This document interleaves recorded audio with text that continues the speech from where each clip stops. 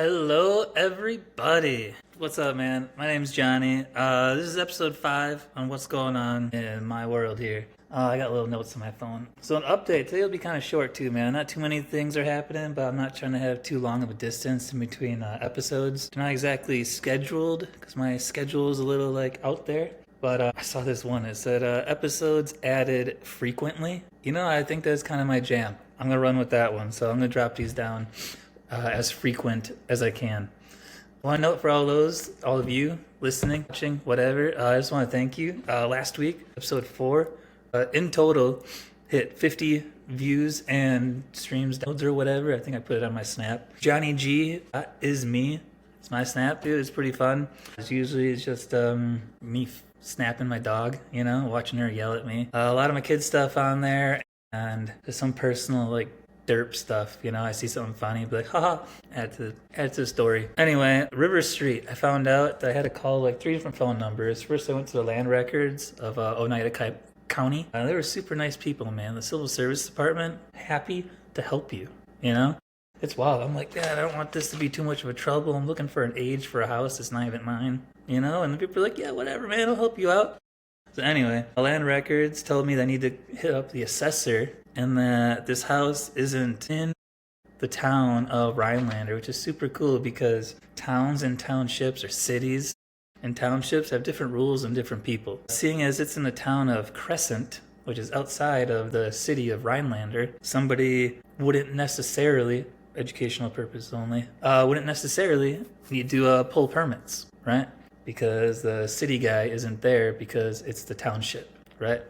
Cool little thing. I mean, this house is right on the border, but right out of it. So that was pretty cool. And the last assessor, or whenever this house was assessed, they stated 1865 was the year that it was built. I find that a little odd. Just looking at the basement, it's not exactly fieldstone, but it's kind of fieldstone. Fieldstone was 30s and 40s.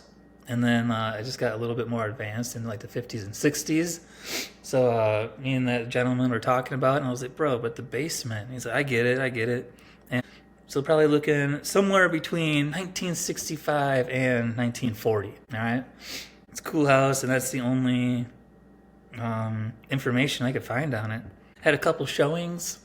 Last week, Friday and Saturday, I had some showings. One of which, not too promising. I was like, whatever. And then one of them, it's this couple that they're just house hacking, kind of what they're doing, They're going to move in, fix it up, boom, sell it, flip it, whatever. Cool people, happy for them. The other guys was this one guy helping out his buddy. They're both, long in the tooth, so to say. But one of them's the biggest land owner in Iron County. Dude, just a bunch of businesses he owns. He sold a bunch of businesses, and they're paying them forever. He's like, yeah, man, I own 20, 30 plus thousand acres. I don't even keep track. I like land. What a fucking gangster answer, man. Good for you, all right? I just bought it. Anyways, cool stuff, right? I was talking about that traveling nurse and the furnish finder and whatnot. I haven't given up on that. It's just, I don't know, maybe even with me not trying to chase dopamine, I'm kind of still got my ADD bounds on it. So I was looking at someone to sublease, right? And then that one didn't work out too well, episode 1 or 2 or some jazz like that. And then, this wholesaling kind of took a hold, so I'm starting to do more work on that. I haven't totally left the wholesaling, and I haven't accomplished really anything. I'm just kind of throwing stuff out there. I have it under contract, that one house on River Street, so that's an accomplishment. And you're supposed to celebrate the little victories, make it worthwhile, make things happening. But, yeah, so I met this traveling nurse, right? Sorry. And I was at the bar shooting the shit. I was bartending, actually. This guy's like, yeah, blah, blah, blah. I'm an OR tech. And I was like, no way, dude. Let me ask. Do you find your joints on Furnish Finder? And he's like, I do. And I was like, tell me about it, man. I was all geeked out. I think I bought him a shot, whatever. And he was telling me, he's like, dude, honestly, we're the best fucking tenants. All right? We get screened every 2.5 to 3 months to make sure they're still doing their thing. They're still not in trouble with the law or anything like that. That's really cool. And he's like, dude, if you fuck up, you get kicked off the list, right? That means you can't work. That's your livelihood and your money.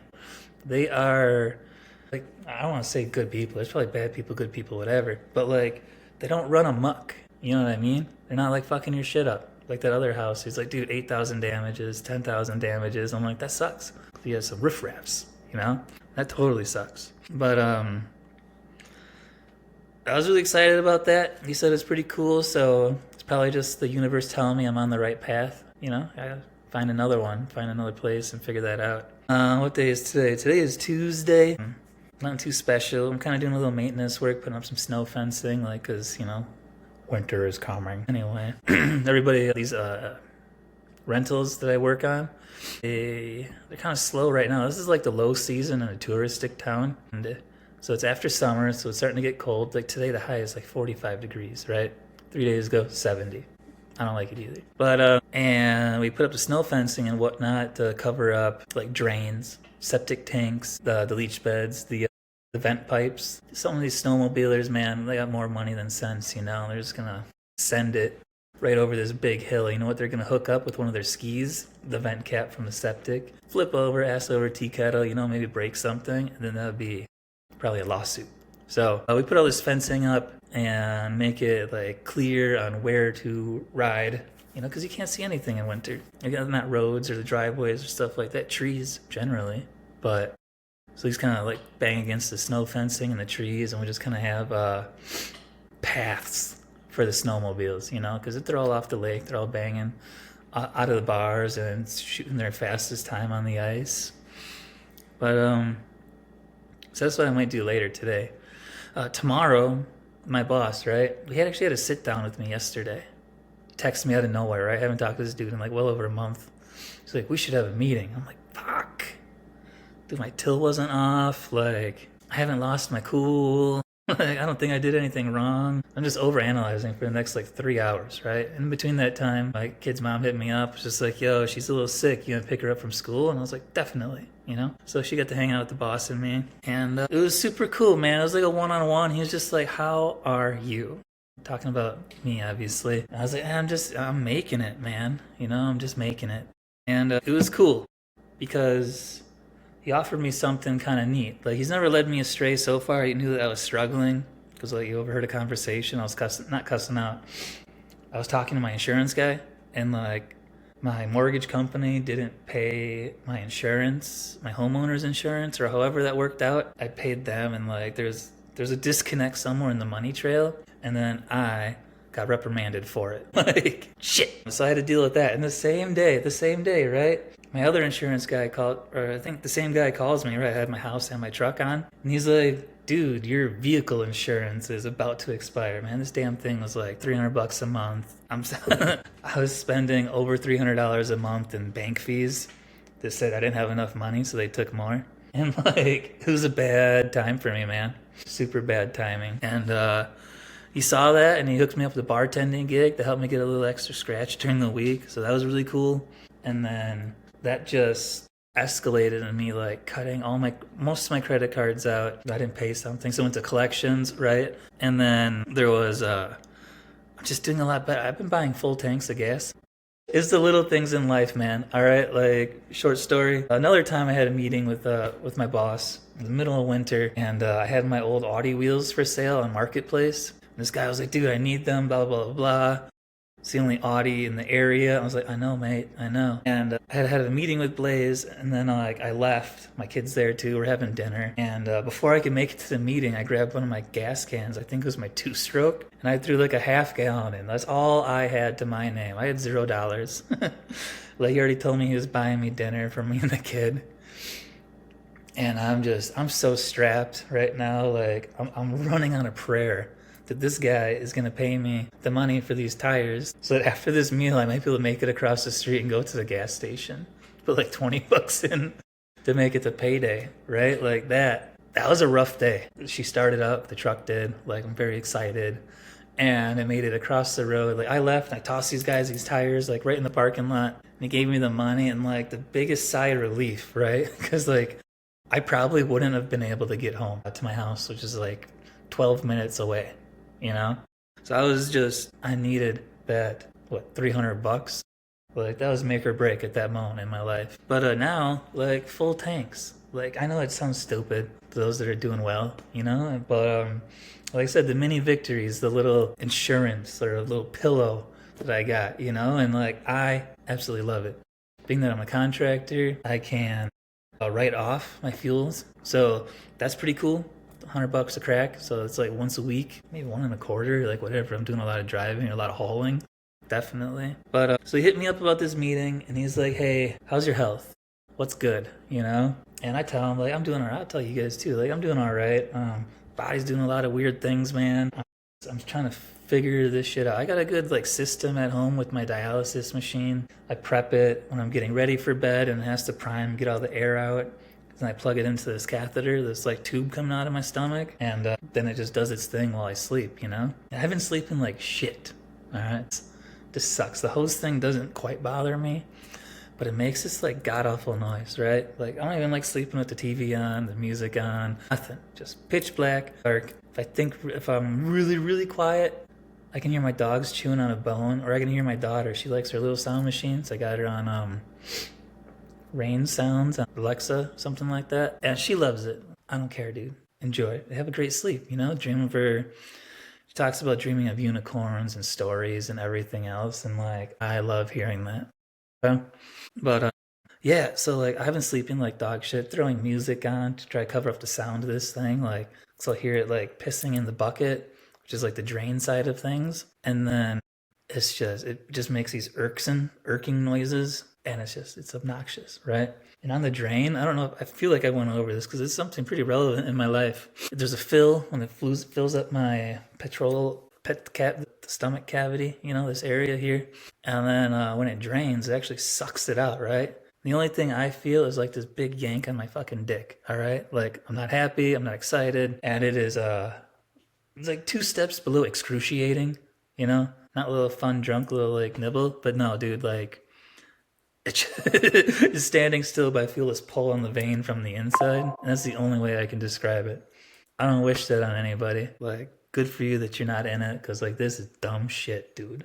But I lost my notes. Anyway, finishing up with that meeting, it was like 2 hours long, you know, just kicking it.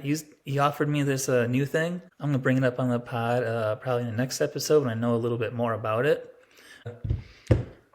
The way I've seen it work, or I'll give you a little Cliff Notes version. It's this app. The more you use it, the less it costs you to use, right? So it's like $60 annually. That's $5 a month. If you get this thing, if you use this app like 2-3 times a month, you get like past their threshold of $100 of actual use. I mean, if you don't spend $100 throughout an entire month on anything, groceries, nothing, this app won't help you. But if you're like every other person in the world that spends probably, like first world country in the world, spend over $100 in 1 month, all right, this app will help you. You know how like when you use a credit card, there's a cash amount and then there's a credit card amount, and like there's like a 3 to 5% change in that. Instead of that going to the fat cats and talk about Snap popping off, fat cats and all these billionaires and hedge funds and boardrooms, that 5% goes back to you, the person that bought it, through the vendor. They want you to use them, but like even the vendors don't want the credit card companies getting all that money. Quick figures, I think it was $180 billion, 250 billion with a B, right, guys? $250 billion a year business is the credit card companies, right? And they attracted, what was it? $75 billion in fees, that little 3 to 5%, right? So that's stacking in their wallets. But you know, the average consumer paid $125, so double the amount that they got in fees, in interest, and in more fees, and like the 5% fee plus the interest rate. And it is just, it's killing a lot of people. It's killing America. Like I was there, I told you that. And I just like worked my ass off for an entire summer. I'm still doing it, right? And got a dog hair in my mouth. Oh, terrible. But yeah. So not only would it save you money, right, for that 3 or 5%, there's 2 routes you can go. You can just use it a couple times a month, save money, be like, haha, stick it to the credit card company. Or you can build a business off of this brand by getting more people to get this app, right? So they're saving money, they're helping, whatever. Like then it's, I don't want to say pyramid scheme, because like the scheme part makes it sound terrible. But this could be something big. And like this guy, my boss, has never led me astray yet, right? Excuse me. Never led me astray. And I have no reason to believe that like this would be any different, right? The work you get in is the work that comes out of it. And basically all he said. And he's like, I'm starting your build right now. And then him and I are going to go hard, get a bunch of people. Then I'm going to have my own leg, they call it, you know? And it doesn't sound too terrible to get like, you know, an extra $5,000 in your wallet a month, right? And I'll go more into detail about all of this in the next episode when I get some more knowledge on it, more information. And then I'll start shooting all these referrals, like toss you my number, whatever I can, because I'm just out here like spreading my knowledge, spreading my thoughts. I don't care if you like them or not, you know, and feel free to comment. Tell me that you didn't like it, it was dumb, I'm dumb. Whatever, man. I give zero shits about anything, all right? I'm just living life, having a good time. But everybody's entitled to their own opinion. If you guys want to have like a really fun chat about your opinion to my opinion, I'd be down, right? We could do it live. There's a button over here. I can add another person. I haven't done that yet, but be like a podcast guest. This will be fun, guys.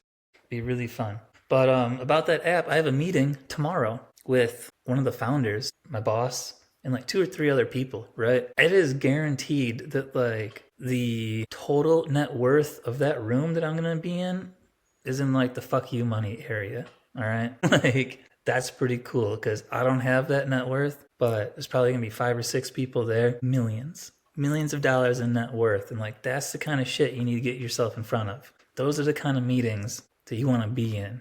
That's what gets your foot in the door. That's what gets you your networking, your leads. And then like the sky's the limit, you know? I'm excited for this meeting tomorrow. They gave me a book. I read a couple chapters last night. I'm probably gonna, you know, finish up some more today.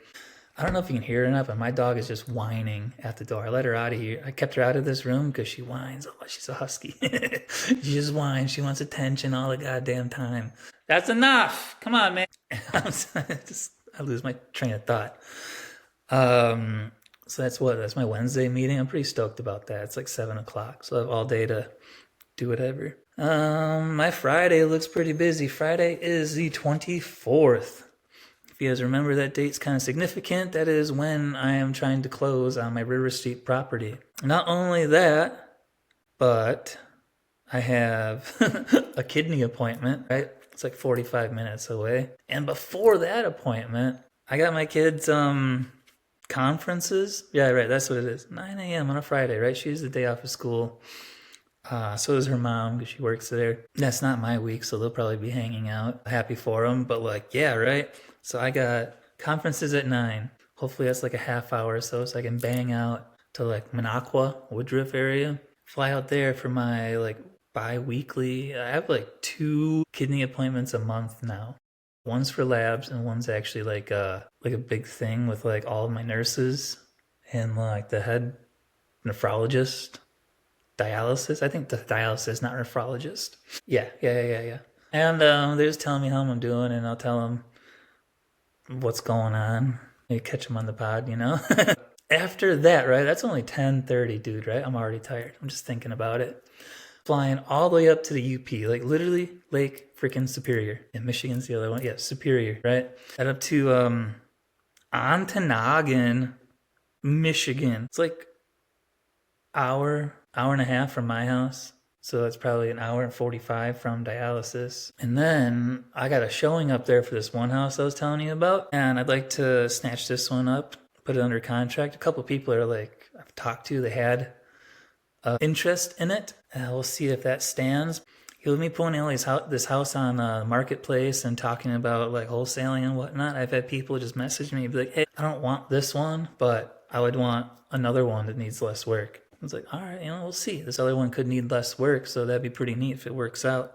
And then I was at the bar again, right? And I was talking to people about like the showing that I got. They're like, what? You should check out this one fish market. I actually mapped it out. It's only an hour away from the showing, and I'm already in the middle of nowhere, so might as well make it worth it. Yeah, so it's an hour from my house to this showing in Ontonagon. Now, if I go further up, I don't know if you guys know the geographical layout of the UP of Michigan, but it kind of like, you know, forks over towards the east, and I'm going to Houghton or Hutton, some sort of like Here it is. Peterson's Fish Market. All right, I was told it was literally the best thing out there.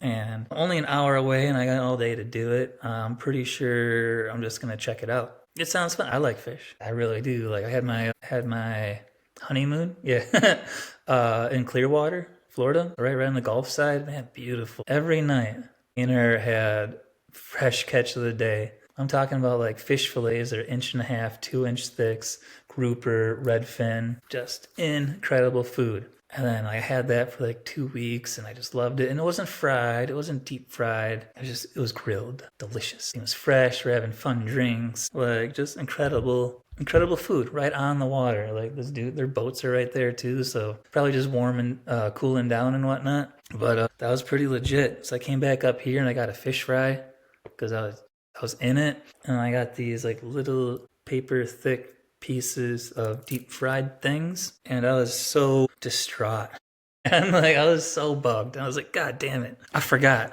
I'm in Wisconsin now. And it was a bummer. It was the regular fish fry.